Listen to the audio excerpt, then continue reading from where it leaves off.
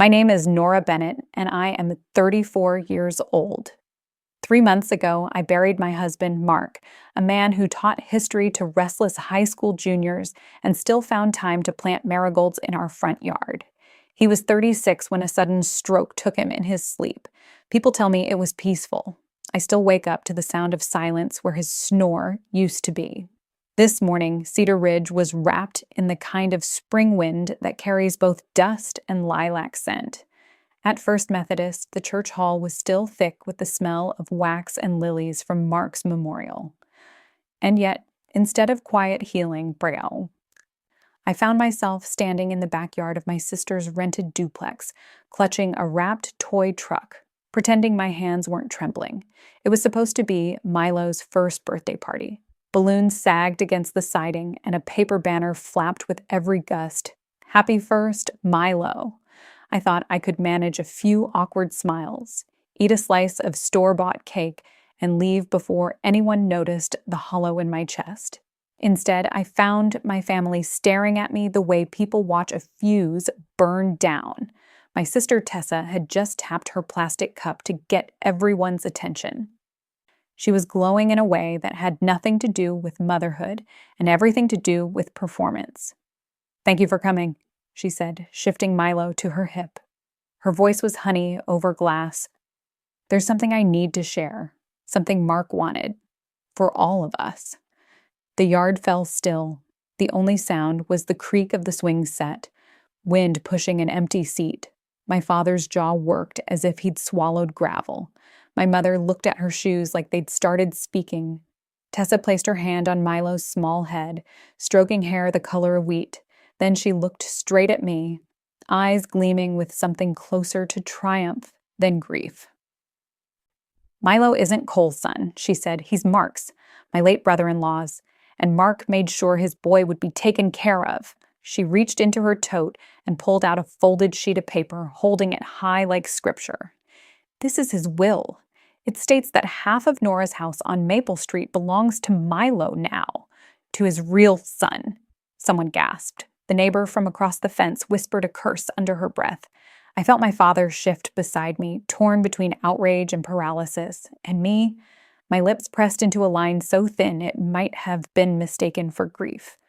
What rose inside me wasn't sorrow or rage. It was the strangest urge to laugh, because what my sister didn't know, what no one outside of Mark and me ever knew, made her performance impossible. I held her gaze across the yard, the paper trembling slightly in her hand. Her smile was too practiced, her story rehearsed like a high school play. My throat was dry, but my voice, when it came, was steady. "Mind if I take a look at that, Tess?"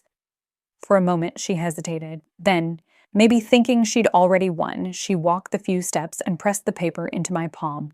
The texture was cheap, office printer stock. I skimmed the lines. The wording was wrong. Mark had been meticulous with language, a man who corrected essays with red ink and still wrote me handwritten notes folded into lunch bags. This was not his cadence, and the signature, too loopy, too eager. I folded the paper and handed it back. "Thank you," I said evenly, like someone tasting a dish and finding it bland. "That's it?" she asked, her confidence faltering. "For now." I set the toy truck on the gift table, adjusted the ribbon, and stepped away from the circle of eyes. "It's Milo's day, isn't it? We shouldn't spoil it." Behind me, whispers spread like dry grass catching fire. Tessa's certainty cracked, but she still clutched the paper like a shield. I kept walking toward the front gate, the smell of over-frosted cake sharp in the wind. Only once I slid behind the wheel of my car did the laughter escape. Not joy, not cruelty, but the kind of laughter that leaks from a body when the absurd collides with the unbearable. Tears burned, blurring the windshield. My hands shook against the steering wheel, and I whispered into the empty seat beside me. "You were right, Mark. You knew she'd try something one day." I started the engine, the sound filling the silence where his voice should have been. If you've ever been blindsided by family, the kind of betrayal that knocks the air out of your lungs, stay with me. Because this isn't just a story about loss. It's about what happens when grief meets greed and how truth, no matter how buried, refuses to stay quiet. So if family drama has ever cut close to your own bones, take a second to like this video, subscribe, and share it with someone who needs to know they're not alone. Trust me, you'll want to hear what comes next. The car engine hummed beneath me, but I let it idle in the gravel driveway a little longer. My hands still shook from Tessa's performance. That forged piece of paper clutched like a prize. To steady myself, I did what I'd been doing for months. I rewound time, back to when Mark's laughter still bounced off our kitchen walls, back to Wichita before Cedar Ridge, before sickness taught us what endurance really meant. I met him 12 years ago at a charity auction downtown, the kind held in renovated warehouses where strings of Edison bulbs tried to make concrete look romantic. I was helping arrange the silent bid tables. Cheap clipboards, glossy prints, the smell of burnt coffee lingering near the catering stand. Mark was leaning against a folding chair, tie slightly loosened, bidding on a vintage globe. His grin was the kind that drew you in slowly like sunlight warming wood. When the auctioneer called his number, he didn't keep the globe. He walked straight toward me, globe tucked under his arm. "You were staring at this thing like it held secrets," he said. "Guess it belongs with you." I laughed, embarrassed, but I still have that globe on a shelf in my living room. Sometimes, when grief felt too sharp, I would spin it just to hear the faint wobble, the continents blurring into comfort. Our first date was the next night at a diner near Douglas Avenue, red vinyl booth squeaking under us, jukebox humming an old Patsy Cline song. He asked questions no one else ever did. What colors I hated to design with. What sound made me calm. I told him thunderstorms. He said chalk on a blackboard. His hands smelled faintly of pencil shavings, a teacher's scent. Within a year, he proposed on the footbridge by Keeper of the Plains, the river below reflecting fireworks from a minor league baseball game. My yes echoed louder than the explosions. We bought our Craftsman house in Cedar Ridge not long after. The wood floors creaked in apology every time you stepped into the hallway, but Mark saw history in the walls. "A house with bones," he said. "It just needs us to give it flesh." We tried to. We tried harder than I cared to admit. Calendars marked with doctor appointments, waiting rooms that smelled of antiseptic and stale magazines, test results that whispered not this time. Each failed attempt pressed us quieter against each other until silence became its own language. I remember one night, after the third procedure, rain hammering our tin roof like relentless fists. Mark reached across the sheets, fingers tracing the inside of my wrist. "You and me," he murmured. "That's enough." He meant it. We rebuilt our lives not around children, but around what we had, each other. We traveled when we could, once to Santa Fe, where adobe walls glowed pink at sunset, and once to Colorado, where he insisted on hiking too high, wheezing but triumphant at the ridge. At home, he supported me when I opened my own interior design studio. He built my first work table himself, hands rough from sanding edges until they were safe. Then came the diagnosis. Mark had always been lean, but when fatigue became constant, blood tests drew the word lymphoma into our vocabulary.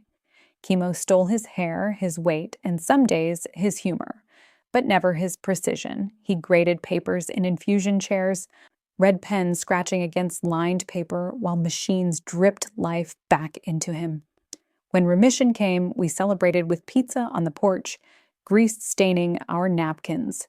He swore he could feel his strength returning, though he admitted quietly one night under the porch light, "The doctors say the treatment might leave me different. Fewer chances, biologically." I kissed his knuckles, each one a small mountain under my lips. "We'll make chances where we can." And then, just as the world seemed to tilt back into balance, the stroke struck. No warning, no gradual decline, just silence in our bedroom at dawn. He was 36. The marigolds he planted by the walkway bloomed anyway, oblivious to the absence of the hands that put them there. Now, sitting in my car after Tessa's accusation, I could almost hear him again. that calm certainty he carried even in weakness. Prepare, Nora. Don't just hope. Document. He had left behind more than memory. He had left evidence, foresight, the kind of protection that stretched beyond death. I wiped my face with my sleeve, shifted the car into drive, and whispered to the empty seat, "We're not done yet, Mark. Not by a long shot." I drove home with the window cracked, Kansas wind slapping my cheek like a wake-up call. Halfway down Maple, my phone lit up with Mom. I let it ring 3 times, then answered on speaker, eyes on the 2-lane curve that always collects gravel. "Sweetheart," she said, voice soft as pie crust. "Maybe we don't escalate things." There it was, the Caldwell family hymn. Don't escalate. Don't name what hurts. Lay a quilt over it and call it bedtime. She held up a will in her backyard, Mom. A pause. The clink of ceramic. She was probably putting away the good mugs she only uses for company. "She's overwhelmed, Nora, with the baby, with life. You know your sister." "I do," I said, and let the silence do the work. We didn't arrive here all at once. It started the way most Midwestern storms do. A far-off flicker, then a rumble in your sternum. When we were kids, the Caldwell house smelled like lemon pledge and the faint irons of tap water. We had one trophy shelf above the TV, Ray's softball, my spelling bee ribbon pinned in the corner, Tessa's cheer photo propped against the side because it didn't stand well on its own. The day I brought home a science fair medal, Tessa knocked it off on accident while dusting. Mom smoothed Tessa's hair and said to me, "Let your sister put it in the front for a while. She could use a win." The medal sat behind her photo from then on, its blue ribbon peeking like a vein. In high school, Tessa had a way of acquiring my clothes that didn't involve asking. "You never wear this sweater," she'd say, walking out in it.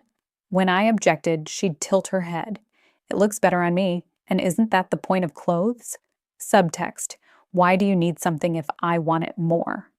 Mom would open the dryer, steam rushing out, and say, "Girls, please." Dad would leave for the garage. The first time she met Mark, he still had the teacher's tan, paler where the watch had been. He brought bakery cinnamon rolls with thick icing, and the whole house smelled like sugar and butter. Tessa licked icing off her thumb and asked Mark which students were the hot messes. Mark laughed, polite but not playing. Later, at the sink, he bumped my shoulder with his and whispered, "Your sister is kinetic." The word worked. He meant unpredictable electricity. College came and went. I built a life by measuring twice and cutting once. Tessa pinballed, waitressing, a semester of cosmetology, a boyfriend who swore he'd be a DJ once things pop. When rent ran short, she called home. Linda and Ray, disciples of Don't Escalate, would ask if I could help your sister out just this once. Just this once became a rhythm you could set a metronome to. Years later, after Mark and I moved into the Cedar Ridge Craftsman, Tessa arrived with coal, leather jacket in August, gas station cologne with a bite of cheap whiskey. He shook Dad's hand hard enough to mean something. Mom set an extra place and fussed with napkins. Cole told a story about a bar fight where he was defending a lady's honor, which sounded like he'd been thrown out. Tessa laughed loud, eyes darting to see who followed her lead. On my porch after, while cicadas screamed like faulty power lines, Mom said, "He's rough around the edges, but your sister needs someone." Dad stared at the marigolds Mark had planted, thumbs hooked in his belt loops. "We didn't raise helpless girls," he muttered, which was his way of praying. It was around then Tessa started testing the edges around Mark. Compliments stretched thin, a touch that lingered a second too long when she passed him the salad. It wasn't dramatic, not then. It was the kind of boundary push you could deny if challenged. "I'm just being friendly," she'd say, mouth curving, eyes flat. Mark would find me in the kitchen later and set a dish towel on my shoulder like a flag of truce. "You okay?" He'd ask. I was because he was, because he had a way of making space inside a room that kept me standing upright. The last Thanksgiving before his diagnosis, the house was loud with casserole lids and football commentary. Tessa looked around our living room, the globe on its shelf, the framed print from our Santa Fe trip, Mark's stack of graded essays with red ink blooming on margins, and said lightly, "Must be nice to live in a magazine." She meant, must be nice to have the life I wanted without having to be me to get it. "Magazines don't creak when you walk down the hall," I said, smiling. Subtext: none of this fell from the sky. Mom refilled Tessa's wine. "Let's be grateful," she said to the air. Dad changed the channel. When Milo was born, I knit him a blanket in the color Mark called Wheatfield Gold. Tessa sent a text. "He cries all night. I'm dying. Why did no one warn me?" And I drove over at 2 a.m. Her apartment smelled like sour milk and lavender detergent, Cole snoring on the couch, TV flickering commercials to no one. I rocked Milo until dawn, listening to his breath hitch and smooth out, counting each exhale like inventory. When Tessa woke, she said, "You're a lifesaver," and I heard what came next even before she said it. "Could you help with rent this month?" Just this once. After Mark died, the ground under my feet turned to silt. That's when Tessa found her opening. Not because she discovered new facts, because envy doesn't need proof, only opportunity. The night after Tessa's stunt, I didn't sleep. Every time I shut my eyes, I saw her hand pressed to Milo's head, her voice shaping lies into gospel. By dawn, the house felt too small, the walls humming with words unspoken. I brewed coffee, let it go cold, then drove to the first bank of Cedar Ridge with Mark's brass key in my pocket. The bank lobby smelled faintly of lemon polish and old carpet. Behind the counter, Mrs. Dalton recognized me instantly. Her eyes softened in that pitying way I've come to dread. "Nora," she said quietly, "I'm so sorry about Mark." I nodded, throat tight, and slid the key across the counter. "I need to access our box." She led me down a narrow hallway where fluorescent bulbs buzzed like impatient wasps. The vault door loomed, thick as a storm shelter, its hinges groaning when opened. Inside, the air was cooler, dry with the scent of steel and old paper. In the viewing room, I sat at a plain oak table as Mrs. Dalton placed the slim metal box before me. The sound of the latch releasing was sharper than I expected. A metallic pop that made my pulse jump. Inside was the red binder. Mark had labeled it in block letters, always his teacher's handwriting, precise, no wasted curves. The vinyl cover was scuffed from years of moving it in and out of file drawers, but inside the pages were crisp, organized with tabs. First, his legitimate will, notarized and signed in Victor Hale's office, witnessed by 2 partners. No ambiguity, no loopholes. Everything to me. Second, a letter from his oncologist typed on letterhead that still carried the faint tang of hospital ink. As a result of treatment, patient Mark Bennett is permanently infertile. Future biological children are not possible. Clinical words for irreversible truths. My hands shook as I traced the doctor's signature. Relief pressed against grief in my chest. 2 waves colliding. I wanted to cry, but what came out instead was a long, steady exhale. Tessa's story couldn't stand. No matter how loud she shouted it, the facts whispered louder. The binder held more. Notes Mark had written in neat columns documenting Tessa's boundary-crossing moments. Remarks, touches, uninvited visits. He hadn't wanted to keep secrets from me, but he also didn't want my memory clouded by her manipulation. "Better to have evidence," he'd told me once, "and never need it, than wish you did." At the very back was a sealed envelope, my name written in his careful hand. I tore it open, fingers trembling. If you're reading this, Nora, then something happened. I couldn't stop. I hate that I'm not there to roll my eyes at Tessa with you or to guard the door while you set boundaries she'll never like. But I wanted you safe. Please use what's in this binder. Don't argue with lies. Show them the weight of truth. I love you, and always, Mark. The words blurred as tears slipped down my face, dripping onto the paper like ink run wild.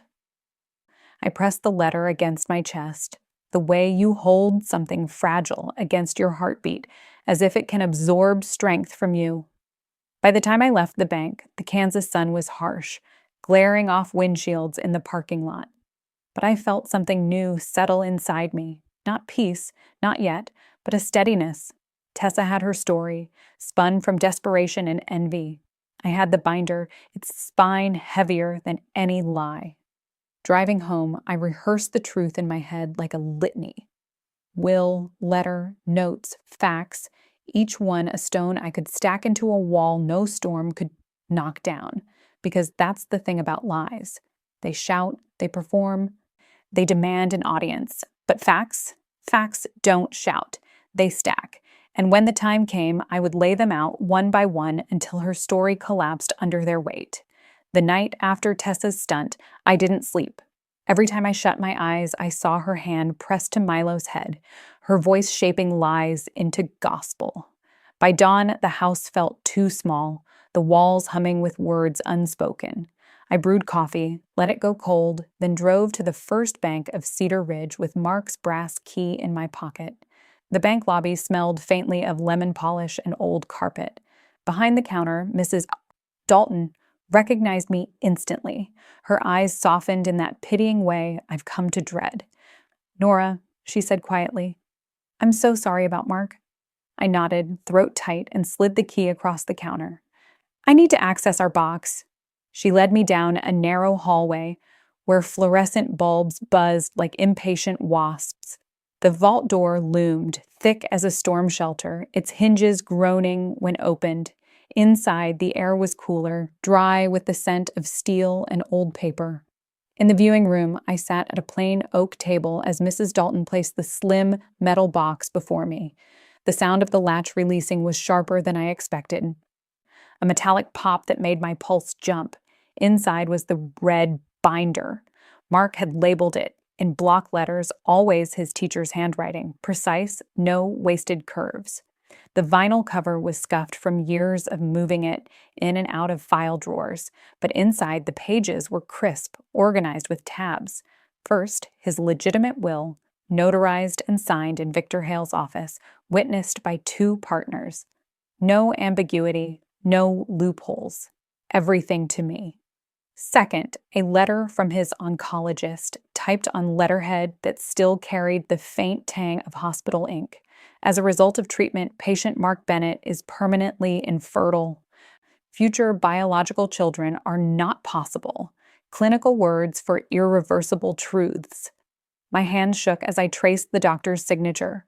Relief pressed against grief in my chest. 2 waves colliding.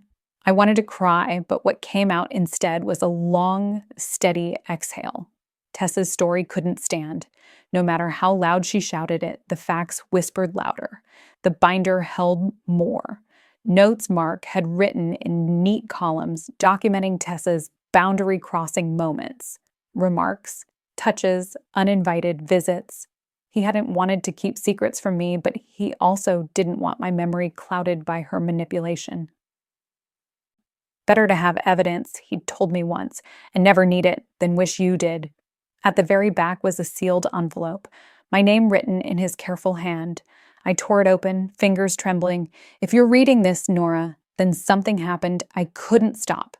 I hate that I'm not there to roll my eyes at Tessa with you or to guard the door while you set boundaries she'll never like. But I wanted you safe. Please, use what's in this binder. Don't argue with lies. Show them the weight of truth. I love you. Always, Mark." The words blurred as tears slipped down my face, dripping onto the paper like ink run wild. I pressed the letter against my chest, the way you hold something fragile against your heartbeat, as if it can absorb strength from you. By the time I left the bank, the Kansas sun was harsh, glaring off windshields in the parking lot. But I felt something new settle inside me. Not peace, not yet, but a steadiness. Tessa had her story, spun from desperation and envy. I had the binder, its spine heavier than any lie. Driving home, I rehearsed the truth in my head like a litany: will, letter, notes, facts. Each one a stone I could stack into a wall no storm could knock down. Because that's the thing about lies. They shout, they perform, they demand an audience. But facts don't shout. They stack. And when the time came, I would lay them out one by one until her story collapsed under their weight. The red binder sat on my kitchen table for 3 days, its vinyl spine catching the morning light like a wound I couldn't close. I ate breakfast beside it, folded laundry across from it, and once, late at night, rested my forehead against its cover as if it could steady me. The documents were clear. The truth was mine to wield. What remained was deciding how. On the 4th morning, I dialed Tessa. My voice sounded foreign in my own ears, flat, measured, a tone I'd borrowed from Mark's classroom when he had to handle a smart-mouthed kid without raising his volume. "Tess, we need to talk," I said. "Tomorrow, 2 o'clock, at my house, just you. Leave Milo with Mom."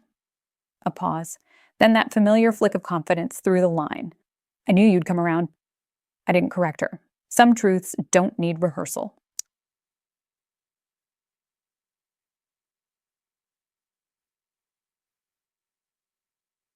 The next afternoon, I arranged the living room like a negotiation table. 2 chairs facing each other, a small coffee table between them. On it, 2 glasses of water, the red binder closed tight, and my phone angled discreetly but openly. Kansas is a one-party consent state. I didn't have to tell her, but I wanted no shadows later. When the doorbell rang at exactly 2, I took one long breath and opened the door. Tessa stood there in a new dress, hair freshly straightened, perfume clouding the entryway, with notes of vanilla and something sharp underneath.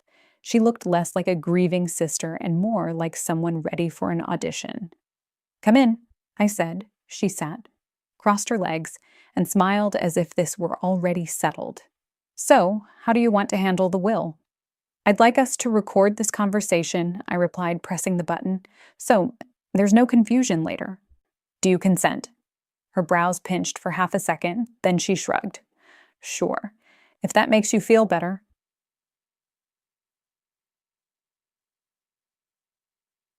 I leaned back, folded my hands in my lap. "Tell me again what happened between you and Mark." Her eyes glistened with practiced sincerity. 2 years ago, when you and he were strained, we met at the Ridgeview Inn, Tuesdays mostly. He said he felt unseen, that Milo was his chance to leave something behind. He promised to provide. The words rolled off her tongue too easily, like lines she'd memorized in the mirror. "Which room?" I asked. "What? Which room at the Ridgeview?" She blinked. "High floor. I don't remember the number." "The Ridgeview is 3 stories, I said softly. "No high floors." Her smile faltered. "What did he order from room service?" "Soup. Mostly." "Mark hated soup," I said. The silence after hung heavy, like a rope waiting to snap. She shifted in her chair, uncrossed her legs, recrossed them. "Why does any of that matter? The point is, Milo's his son." I reached forward, slid the binder toward me, and opened to the oncologist's letter. The pages crackled. 2 years before Milo was conceived, Mark's treatment left him infertile. Permanently. These are certified medical records. Verified by his doctor. Her face drained of color. She grabbed the paper, eyes scanning, as if the ink might rearrange itself. This could be fake." "They're not," I said. "And his doctor is prepared to testify." Next tab. The notarized will, witnessed in Victor Hale's office. "This is Mark's actual will. Everything to me. Nothing to Milo. No amendments." Her throat worked, swallowing words she didn't dare say. I placed the final set of notes between us, Mark's careful entries about her late-night texts, the visits, the comments.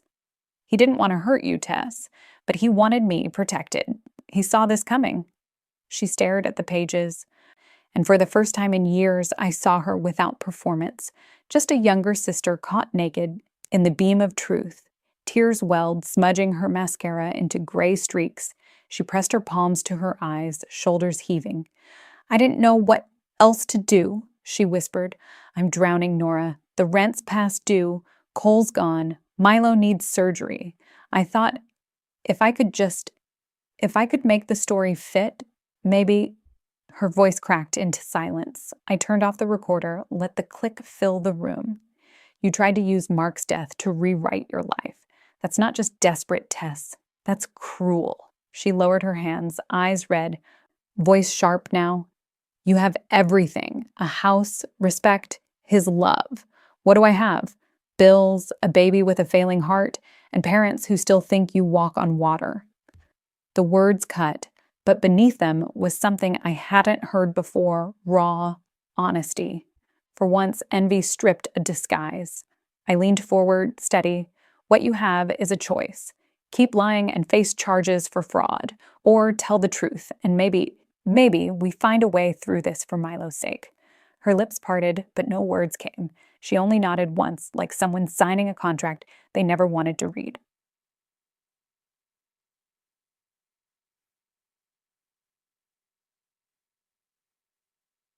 That night, alone again with the binder, I traced the ridges of its cover and thought of Mark. He'd known lies would come. He'd known truth, stacked patiently, would outlast them. And now the first stone had been laid. That night, after Tessa left with her mascara streaked and her lies unraveling, I called Victor Hale. My father used to say Victor was the kind of lawyer who read contracts the way a farmer reads the sky, always looking for storms before anyone else smelled the rain. He listened without interruption as I laid out what had happened, the recording, the binder, Tessa's confession that slipped out like a wire fraying under pressure. When I was done, he cleared his throat. "You've got truth on your side, Nora," he said. "But truth doesn't always travel fast. Lies are sprinters. We'll need more than documents. We'll need context. Her motive, her situation. That's where Lena comes in." Lena Torres arrived 2 mornings later, stepping onto my porch with the efficiency of someone who'd spent years in police work. She had cropped dark hair, a leather satchel, and a gaze that sifted through excuses before you even spoke them. "Victor filled me in," she said, shaking my hand firmly. "I'll need details, finances, relationships, anything that paints the picture. People don't forge wills for fun."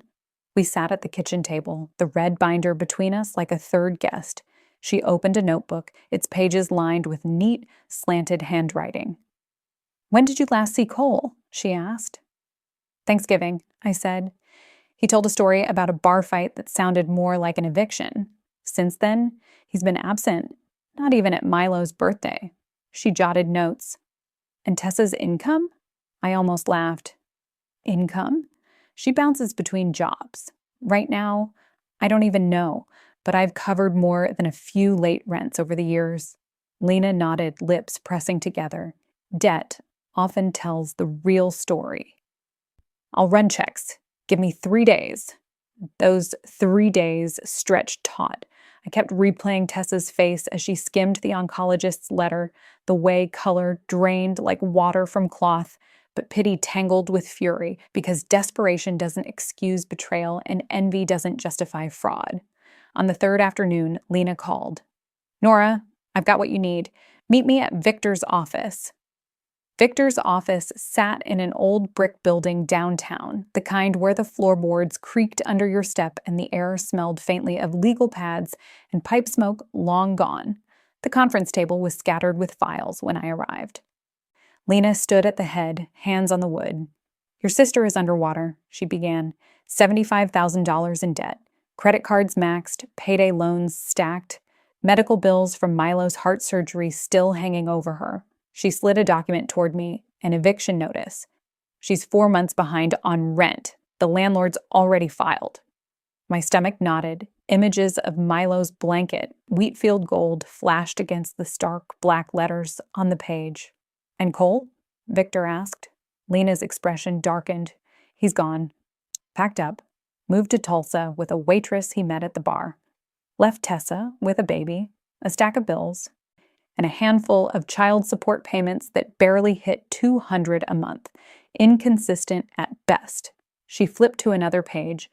And here's the kicker. He's got priors. Domestic assault from a relationship 5 years ago. Outstanding warrants for unpaid child support in Missouri. The room grew heavy, like the air before hail. I pressed my palm against the wood table, grounding myself. There's more, Lena continued, her tone even. She spread out printouts of text messages, Tessa's words, screenshot after screenshot. Adam's death is terrible, but maybe it's my chance. That house is worth at least $800,000. If I play this right, I'll finally get what I deserve. Another message. My friend Dave can fake the signature. Nora's too soft to fight back. I closed my eyes. Not because I doubted, but because I recognized her handwriting in digital form, the sharp, hurried tone of someone who never imagined they'd be caught. When I opened them, Victor was watching me carefully. You see now, Nora, this wasn't just envy. It was premeditated fraud. That gives us leverage. You can press charges or... He leaned back, folding his hands. You can use this to draw lines she can't cross again. Driving home, the prairie sky spread wide above me. Clouds stacked like files no one wanted to open. I thought about Milo, his laugh when I'd rocked him through colic nights, the small fist that once tangled in my hair. None of this was his fault, and yet he was at the center of his mother's desperation, a pawn in a game she thought she could win. The binder sat beside me on the passenger seat, Lena's reports tucked inside now, the weight of paper heavier than stone. For the first time since Mark's death, I felt something sharp and certain take root in my chest. Not just grief, not just anger, resolve, because lies collapse under their own weight. But only if someone has the spine to hold the truth steady, and I was ready to be that spine. The binder was heavier now, stuffed with Lena's reports, Victor's notes, and the screenshots of Tessa's texts that cut sharper than any blade. I had thought grief was the hardest weight I'd ever carry. I was wrong. The real burden was truth, the kind you can't unsee, can't ignore, can't soften for the sake of peace. I called my parents that evening. Saturday, I said, dinner at my place. Everyone needs to be there, Tessa too. Mom hesitated, the sound of her breath fraying through the line. Honey, she's fragile. Maybe we should wait. No, I said, sharper than I intended. We've waited too long. By Saturday, I had set the dining table with more intention than any holiday meal. Plates aligned, candles lit but unlit. The binder closed tight at the center like a guest of honor no one wanted. The house smelled faintly of garlic bread. Comfort food felt like armor. When the door opened, my parents stepped in first. Mom carried her casserole dish, green bean with crunchy onions, the same one she brought to every gathering, as if tradition itself could patch holes. Dad followed, stiff in the shoulders, eyes darting to the binder almost immediately. Where's your sister? He asked. She'll come, I said, and she did, 10 minutes later without Milo. Tessa walked in, wearing a cardigan I recognized from my own closet years ago. Hair pinned back like she was trying to look smaller, more contained. Her eyes flicked to the binder, then to me. I gestured to the table. Sit. All of us. We ate in silence at first, the scrape of forks louder than words. Mom kept glancing at Tessa as if trying to will her into composure. Dad cleared his throat twice, never following it with speech. Finally, I pushed my plate aside. This, I said, resting my hand on the binder, is why we're here. Mom's lips parted, a protest already forming, but I opened the binder before she could release it. Pages fanned out, medical records, notarized will, Lena's reports. I turned one toward them. Tessa claimed Milo was Mark's son. He wasn't. He couldn't be. The doctors confirmed. I tapped the letterhead. Permanent infertility after treatment. And this, the notarized will, leaves everything to me. No amendments, no secrets. Tessa shifted in her chair, arms folded tight against her chest. You didn't have to drag them into this, she muttered. Yes, I did, I said. My voice was steady, but beneath it, anger coiled like wire. Because you didn't just attack me. You attacked Dad's son-in-law, Mom's memory of him. the very foundation of this family. They need to see what you did."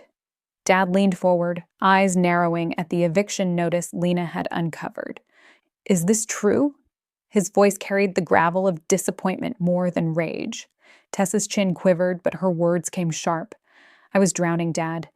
Bills, Milo's surgery, rent, Cole's gone, and I had no one." "You had us," he said, and his voice broke in a way I hadn't heard since Grandpa's funeral. "But you chose fraud over family." Mom pressed a napkin to her eyes. "Oh, honey," she whispered, half to Tessa, half to the table. "Why didn't you just ask?" Tessa laughed bitterly. "Ask for what? Rent money? Grocery money? A Band-Aid for a bullet wound? I needed security, Mom, not pity." Her words hung in the air, jagged and raw. For once, I saw her without the mask of charm. I turned the binder toward her, sliding the screenshots across the wood. "If I play this right, I'll finally get what I deserve." That's what you texted Jenna. You weren't just desperate, Tess. You were calculating. You wanted to use Milo as a key to my house, to Mark's legacy. Tessa stared at the table, shoulders curling inward. Mom reached for her hand. "She's your sister. Nora, we can't—" I cut her off, firm but not cruel. "I know she's my sister. That's why I'm not pressing charges. But let's be clear. Being family doesn't erase consequences. It doubles them." Dad nodded slowly, as though the truth was finally breaking through years of plastered-over excuses. "We've coddled you, Tess. We thought we were helping. We weren't. We just made it easier for you to keep falling." For a long moment, the only sound was the tick of the kitchen clock.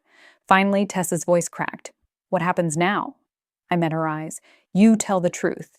To them. To everyone you lied to. You retract every word about Mark. You admit Milo isn't his. And then we talk about what accountability looks like." Her lips trembled. She looked to Mom for rescue, but Mom's gaze faltered, unsure. For once, Dad didn't step in to soften the blow. "I can't undo it," she whispered. "No," I said, "but you can stop adding to it." When the plates were cleared and the binder closed again, the air in the room was different. Not lighter, but truer. Mom sat quiet, fingers tracing the rim of her casserole dish.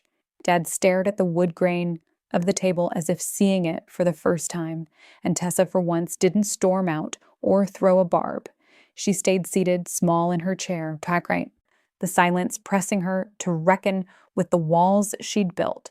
That night, after everyone left, I blew out the candles I'd never lit.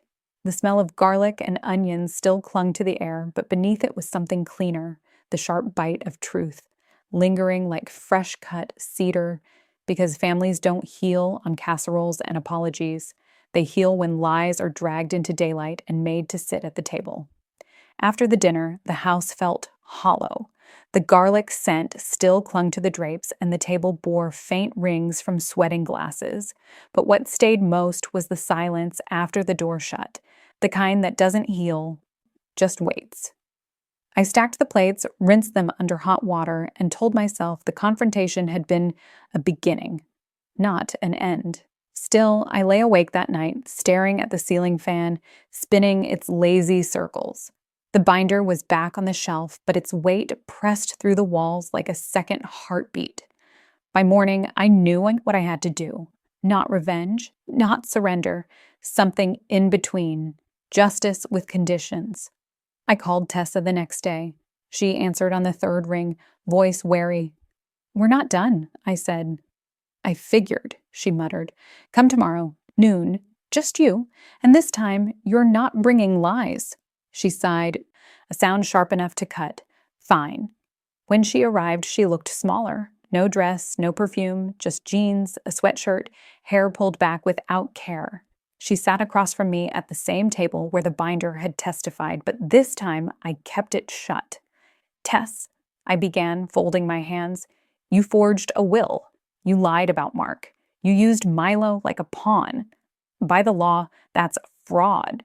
If I handed this to the sheriff, you'd be facing charges. Do you understand that?" Her eyes filled instantly, though her voice stayed flat. "Yes. I'm not going to press charges." Her head jerked up, shock flickering across her face. "You're not?" "No." But you're going to earn that mercy. I slid a single sheet across the table, handwritten conditions in my own script. First, I said, you're going to admit publicly at our next family dinner that Milo isn't Mark's son, that the will was fake. You'll apologize to me, to Mom and Dad, and to Mark's memory. Tessa's mouth tightened, but she nodded. Second, I'll set up a trust fund for Milo, his medical bills, his education. That'll be secured, but you'll have no access to it, only him, only when he needs it. Her brows furrowed. So I don't see a cent? You see stability for your son, I said, which is more than you've given him so far. She flinched, but stayed quiet. Third, you start therapy and financial counseling. Not once, not twice, regularly. And you hold a job. Any job, as long as it's steady. No more bouncing, no more excuses. Tessa leaned back, crossing her arms.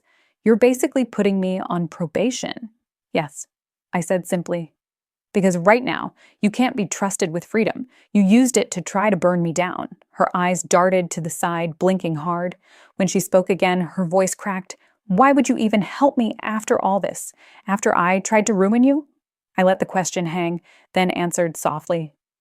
Because Milo deserves better. And because Mark would have wanted me to protect him, even from his own mother's mistakes. The silence that followed wasn't the combative kind we'd shared before. It was something else, like the air before a storm breaks, heavy but honest. Finally, she whispered, and if I don't do all this, then I press charges and you lose everything, including Milo. Her hands trembled on the table. For a moment, I saw the little sister who once followed me around the yard, tugging at my sleeve for attention. Then I saw the woman who had tried to erase Mark with a single sheet of forged paper. Both lived in her, and she had to choose. She nodded once. I'll do it. When she left, I stood at the window, watching her car rattle down Maple Street. My chest felt both lighter and heavier. Lighter for choosing mercy, heavier for knowing mercy carries its own risks. I whispered into the empty room. This isn't forgiveness, Tess. It's a rope. Use it to climb, not to hang yourself. That night, I tucked the conditions back into the binder, slipping them between Mark's notes. He had left me protection. I had chosen to turn that protection into a second chance. For Milo, for Tessa, maybe even for me. But second chances aren't free. They come with chains, and the person who wears them decides whether they're shackles or lifelines. Weeks turned into months, and the rope I had handed Tessa slowly began to look less like a noose and more like a lifeline. Whether she climbed or slipped was still her choice, but for the first time in years, she was trying. She found steady work as a receptionist at a dental practice on Main Street. The hours were long, the pay modest, but there was structure. She showed up on time, hair pulled back neatly, voice trained to answer phones with patience instead of sharpness. It wasn't glamorous, and maybe that was the point. Therapy was harder. I knew because she called me once after a session, voice raw. They make me talk about Mom, she said. About how she always fixed things for me, even when I didn't deserve it. Do you know how humiliating that is? It's not humiliation, I told her. It's naming the truth. And truth doesn't kill you, Tess. Lies do. She went quiet, but she didn't hang up. That was enough. Meanwhile, Milo grew. He was still fragile, doctor visits, heart checkups, but sturdier than he'd been. I often picked him up on Saturdays, driving him to the park near the river. He liked the swings best, squealing as the prairie wind caught his curls. Sometimes, while he laughed, I'd catch myself whispering a thank you to Mark. For protecting me, yes, but also for teaching me that love can stretch wider than bloodlines. The trust fund I set up for Milo was already paying his medical bills. It gave me quiet satisfaction to see the paperwork filed, neat numbers marching across statements. It was stability carved out of chaos, something Tessa alone could never have built, but something she could learn to honor. I wasn't just watching her. I was rebuilding too. 3 months after the confrontation, I launched the Mark Bennett civic scholarship at the high school where he taught. The idea had started small, a single award in his name, but donations grew. Former students, colleagues, even strangers who read his obituary contributed. At the first award ceremony, I stood in the gym under banners for basketball championships and handed a check to a boy whose family had never had the money for college applications. His hands shook as he said, "Thank you, Mrs. Bennett." For the first time since the stroke, I felt Mark standing beside me, not as a ghost, but as a legacy. At night, I sometimes sat on the porch with the red binder beside me. I no longer opened it every day. I didn't need to. It had done its work. The way armor protects in the worst battle and then is set aside, but I kept it close, not out of fear, but as a reminder. Foresight is love, too. One evening, Dad joined me. He lowered himself onto the porch swing, joints stiff, silence thick between us. Finally, he said, "You were right about us, about how we treated you both differently." I turned toward him. His eyes were on the horizon, where the last light burned orange. "We thought we were protecting her," he continued. "Really, we were crippling her. And you carried weight we never acknowledged. I'm sorry, Nora." The words landed like rain on dry soil. They didn't fix everything, but they soaked in softening ground that had been cracked for years. Life wasn't tidy. It wasn't tied up in bows, but it was moving, forward, imperfect, honest. And as Milo squealed on the swings, as Tessa clocked into her job, as students filled out scholarship essays in Mark's name, I understood something I hadn't before. Grief doesn't just strip. Sometimes it carves space for boundaries, space for legacies, space for new beginnings that sprout in soil you thought was barren. Spring returned to Cedar Ridge in waves. First the thaw of mud and runoff, then the daffodils Mark had planted sprouting defiantly through the soil. Every bloom felt like a whisper from him. Life insists, even when you don't invite it. I stood in the yard one morning, coffee steaming in my hand, watching the flowers tilt toward the pale sun. The Craftsman house behind me creaked the way it always had, steady and imperfect. Inside, the red binder rested on the shelf, not hidden, not displayed, just there. A fact, not a weapon. The family dinner that followed months later was quieter than the one before. Tessa sat across from me, hair pulled back simply, her plate filled but not picked over. She cleared her throat halfway through the meal, voice trembling as she told Mom and Dad the truth again, this time without prompting, without deflection. I lied about Mark. I lied about Milo. I forged the will. I was wrong. Mom cried softly, this time not with denial, but with weary acceptance. Dad squeezed her hand under the table, and for once he didn't rush to smooth over the edges. He let them stay jagged, the way they needed to be. It wasn't absolution, but it was accountability, spoken into air that no casserole could cover. In the months that followed, life bent, but did not break. Tessa kept her job. Therapy stitched her days together in rough seams, but seams nonetheless. Milo grew steadier, his laugh carrying across the park like a bell. And me, I found myself at the high school again, watching the first scholarship recipient stand on stage with pride Mark would have recognized instantly. After the ceremony, I walked home along Maple Street.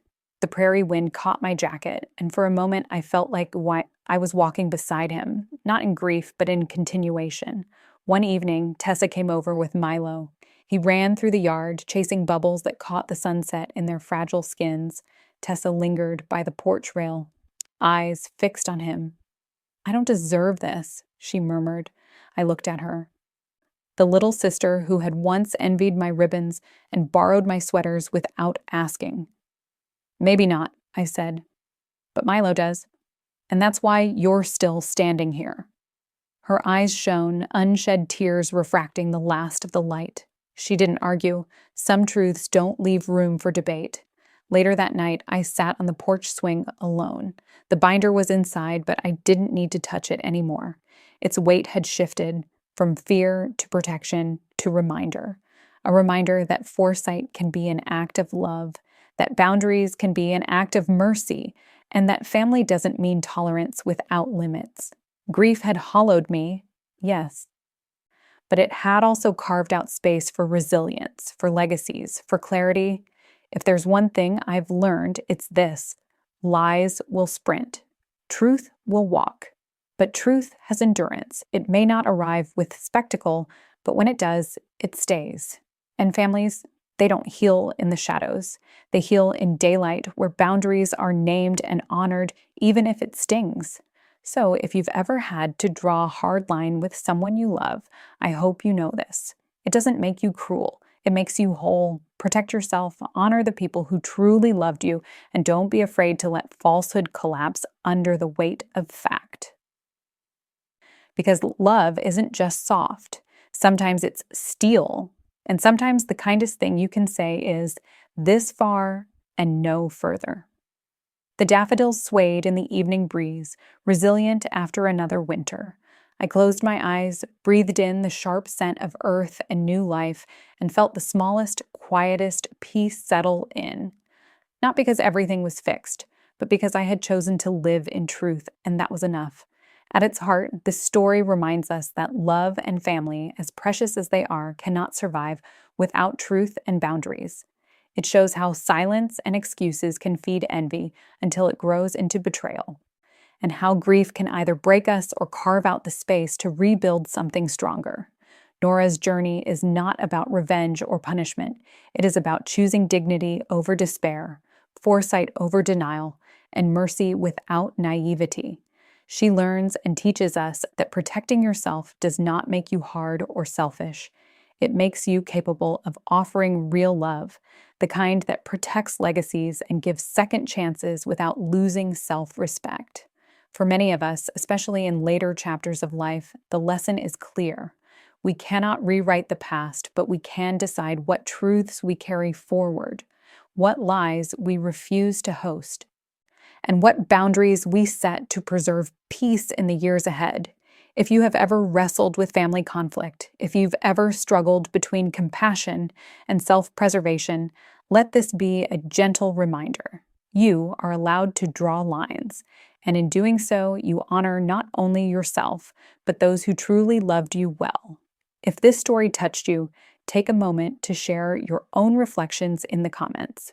Your words may help someone else find clarity in their own storm. And if you'd like to hear more stories that wrestle with truth, love, and resilience, I invite you to subscribe and stay with us. Wishing you peace, strength, and the quiet comfort of knowing that love, real love, endures.